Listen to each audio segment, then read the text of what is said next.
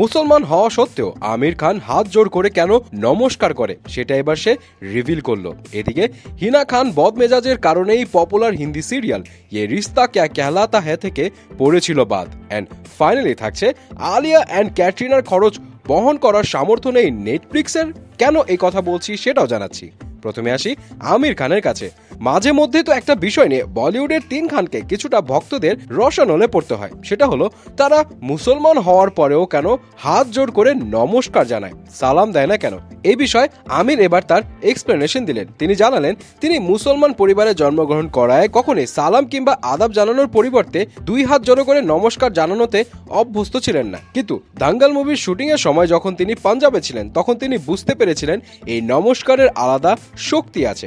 আমিরের ভাষ্যমতে দাঙ্গাল আমার খুব একটা কাছের ছবি।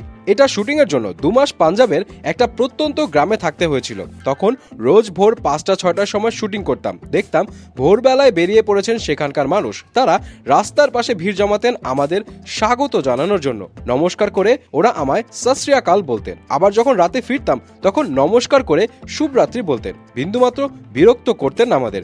খুব শান্তিপূর্ণভাবে শুটিং করেছিলাম এবং তখনই আমি বুঝে গেছি এই নমস্কারের মধ্যে একটা শান্তির প্রতীক আছে। যাই হোক, এখন আমিরের এই স্টেটমেন্টে আপনার কি মতামত জানাবেন কিন্তু।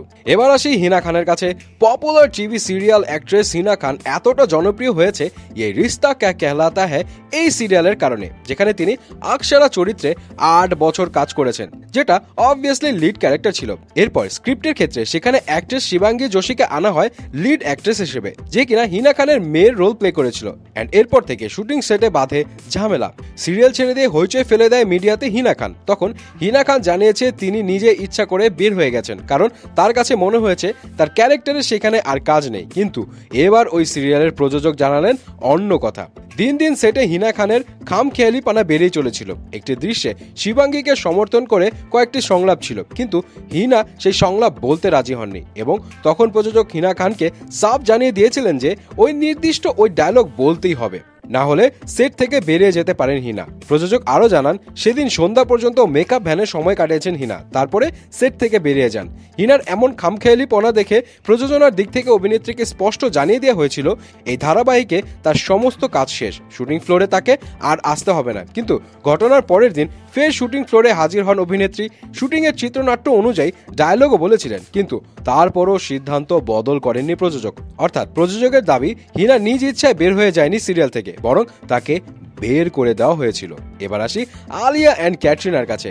নেটফ্লিক্সে দ্য গ্রেট ইন্ডিয়ান কাপিল শোর প্রথম সিজনের প্রচার শুরু হয়েছে, যেখানে একটা এপিসোডে দেখা যায় রণবীর কাপুর তার মা আর বোনকে নিয়ে উপস্থিত থাকলেও সেখানে আলিয়া ভাট মিসিং ছিল। আবার আরেকটা এপিসোডে দেখা যায় ভিকি কৌশলের সাথে তার ভাই সানি আছে, কিন্তু ক্যাটরিনা ক্যাফ মিসিং ছিল। অ্যান্ড কেন আলিয়া ও ক্যাটরিনা মিসিং ছিল এই প্রসঙ্গে মিডিয়া রিপোর্টসগুলো থেকে জানা যায় যে আলিয়া অ্যান্ড ক্যাটরিনা নেটফ্লিক্সে এই শোতে আসতে যে টাকা চার্জ করেছিল সেটা আসলে নেটফ্লিক্স দিতে পারেনি। যদিও আলিয়ার সুবিধা মতো সময় এই এপিসোডের শুটিং স্কেজুয়াল ফিক্স করা হয়েছিল, বাট আলিয়া মোটেও ইন্টারেস্টেড ছিল না। এটা সত্যি যে আগে যখন কপিল শর্মা শো টেলিভিশনে প্রচারিত হতো তখন তারকা অতিথিরা তাদের সিনেমা প্রচারের জন্য কোনো সম্মানই ছাড়াই আসতেন, কিন্তু এখন নেটফ্লিক্স কপিল শর্মা শোর জন্য তারকাদের মোটা অঙ্কের সম্মানই প্রদান করছে।